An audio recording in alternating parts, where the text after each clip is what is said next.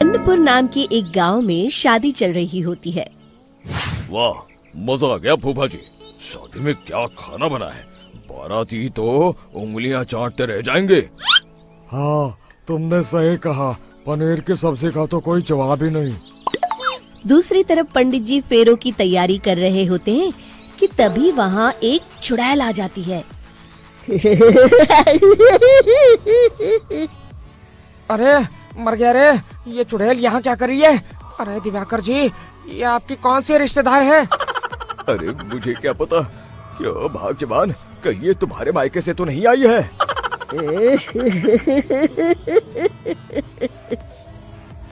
तुम लोगों की इस गांव में बारात लाने की हिम्मत कैसे हुई?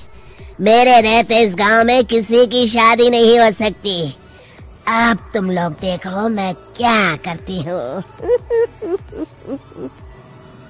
अरे मर गया रे, मैंने सुना है ये जबान की पक्की है। भागो रे भागो, वरना ये चुड़ैल किसी को नहीं छोड़ेगी। हाँ, तुम सही कहते हो मोहन भाई, यहाँ से भाग लेने में ही हम सबकी भलाई है। देखते ही देखते शादी के मंडप में भगदड़ मच जाती है और चुड़ैल सब कुछ उजाड़ कर रख देती है। फिर एक दिन मोहन की शादी तय हो जाती है। अरे भाई, अगले हफ्ते मेरी शादी तय हो गई है, लेकिन इस चुड़ैल की दहशत के मारे तो मेरे हाथ पैर कांप रहे हैं। अरे मोहन, तुम्हारा दिमाग तो खराब नहीं हो गया? तुम अपने साथ साथ हम सब गांव वालों को भी बलि का बकरा बनाना चाहते हो? उस चुड़ैल के रहते तुमने अपनी शादी के बारे में सोच भी कैसे लिया? देखो गोपाल, डर तो मुझे भी लग रहा है, लेकिन उस चुड़ैल के डर से मैं जिंदगी भर कुंवारा तो नहीं रह सकता। तभी वहाँ मोहन के होने वाले ससुर आ जाते हैं। अरे ससुर जी आप? देखो, अब तक मैं तुम्हारा ससुर बना नहीं हूँ और शायद बनूंगा भी नहीं। ये आप क्या कह रहे हैं?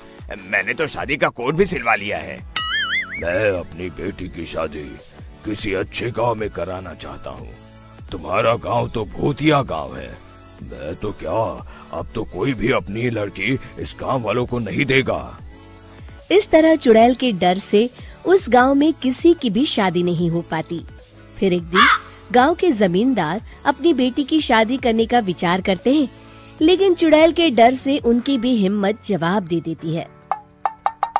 अगर मेरी बेटी की शादी तय समय से नहीं हुई तो मेरी नाक कट जाएगी। मुझे कुछ करना ही होगा। एक सलाहकार के कहने पर जमींदार काशी से एक बहुत ही नामी तांत्रिक को अपने घर बुलवाते हैं, जो भूत चुड़ैल को पकड़ने में माहिर माना जाता था। जमींदार साहब, आप चिंता मत करिए। इस गांव की सीमा में प्रवेश करते ही मुझे उस चुड़ैल के बारे में सब पता चल गया था। आप उसे जल्दी से जल्दी कैद कर लीजिए ताकि मैं अपनी बेटी की शादी कर सकूं। जब वो चुड़ैल एक इंसान थी, तब ठीक उसकी शादी करने वाले दिन ही उसकी और उसके होने वाले पति की एक दुर्घटना में मौत हो गई थी। उसका होने वाला पति आज भी भूत बनकर जंगल में भटकता है। इसलिए जब तक चुड़ैल की शादी नहीं हो जाएगी, वो किसी और की भी शादी नहीं होने देगी। ये आप क्या कह रहे हैं? अगर वो भूत भी हमारे गांव में आ गया, तब हमारा क्या होगा? ये आदमी बीच में बहुत बोलता है, इसे बाहर निकालो।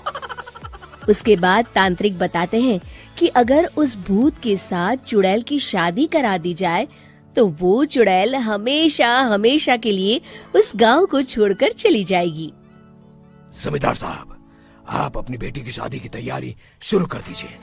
मैं कुछ गांव वालों को अपने साथ लेकर उस भूत को ढूंढने जंगल की ओर जाता हूँ। इस तरह जमींदार निश्चित होकर अपनी बेटी की शादी करवाने लगते हैं, लेकिन तभी वहाँ चुड़ैल आ जाती है। मैंने तुम गांव वालों को समझाया था ना कि इस गांव में कभी कोई शादी नहीं करेगा। लगता है तुम लोग मुझे हल्के में ले रहे हो। चुड़ैल जमींदार की बेटी को उठा लेती है।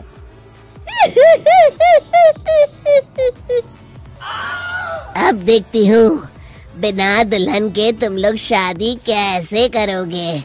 मैं इसे अपने साथ ले जा रही हूँ। छोड़ मुझे, पिताजी, मुझे बचाइए।